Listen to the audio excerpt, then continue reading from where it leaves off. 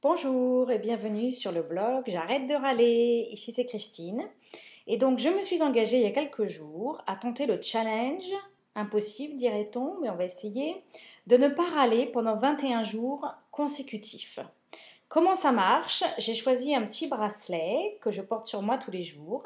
Et là, en ce moment, il est du côté gauche. Je n'ai pas râlé hier. Et pendant 21 jours consécutifs, j'essaye de ne pas râler. Et évidemment, à chaque fois que je râle, je change le bracelet de côté et je recommence à zéro.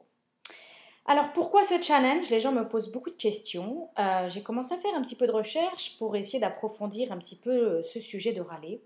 Et figurez-vous que les gens râlent en moyenne entre 15 à 30 fois par jour. Pendant tout ce temps-là, quand on râle, qu'est-ce qu'on fait?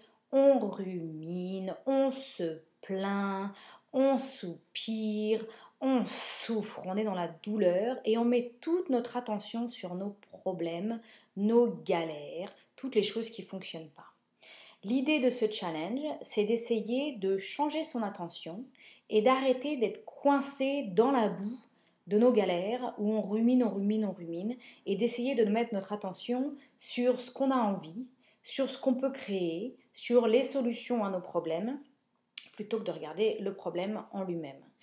Alors, le grand moment d'éclaircissement de la journée, j'ai quand même beaucoup de gens qui me posent la question, qui me disent, mais quand même, arrêter de râler, c'est bien gentil, mais est-ce que ça veut dire qu'on ignore nos problèmes? Est-ce que ça veut dire qu'on laisse tomber, qu'on se tait, qu'on encaisse et qu'on ignore tous nos problèmes?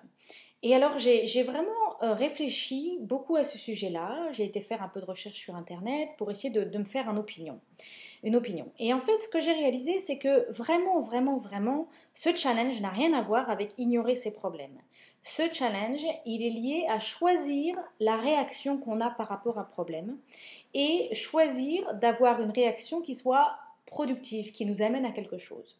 Donc j'ai trouvé une règle de base pour vous aider quand vous vous retrouvez face à un problème et qu'il y a quelque chose, vous n'êtes pas satisfait. Manifestement, vous avez besoin d'exprimer une insatisfaction. La règle de base, c'est quand vous exprimez cette insatisfaction, règle numéro un, c'est de ne s'adresser que à la personne concernée. Ce qui veut dire que quand vous rentrez du travail et que vous vous plaignez de votre boss, de votre patron à votre femme, par exemple, eh bien, votre femme, elle n'est pas du tout concernée par le problème. Donc là, vous râlez. Mais si, par exemple, vous allez parler à votre patron et vous allez lui expliquer votre problème, là, vous n'êtes pas en train de râler.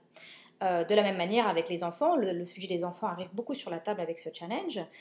Si vous vous plaignez à votre mari de la terrible journée que vous avez eue aujourd'hui, là vous râlez, votre mari n'y est pour rien. Ou si vous soupirez toute seule dans votre coin pendant que vous êtes en train de faire la vaisselle, là vous râlez sur vous-même, vous vous punissez vous-même et ça ne fait pas avancer le schmilblick comme on dit. Par contre, si vous êtes en conversation avec votre enfant ou avec la personne concernée et que vous exprimez votre mécontentement, là vous n'êtes pas en train de râler.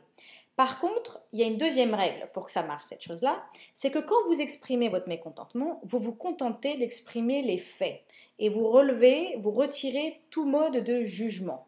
C'est-à-dire qu'il n'est pas question de dire « Oui, franchement, t'es trop nul, quand tu fais ça, ça va pas ». Là, il y a du jugement. Donc essayez un petit peu d'avoir cet exercice et je pense qu'on va en reparler dans le futur. Exercice, donc quand on a besoin d'exprimer un mécontentement, règle numéro un, on ne s'adresse que à la personne concernée qui peut faire une différence ou qui peut éventuellement changer. Et deuxièmement, quand on exprime son mécontentement, on se maintient à décrire les faits et on retient toute forme de jugement. Voilà, j'espère que ça vous aide. Donc moi je n'ai pas râlé hier, donc j'en suis au jour numéro 2 de mon challenge. Plus que 19 jours, j'aurai réussi le challenge. Au revoir, à demain.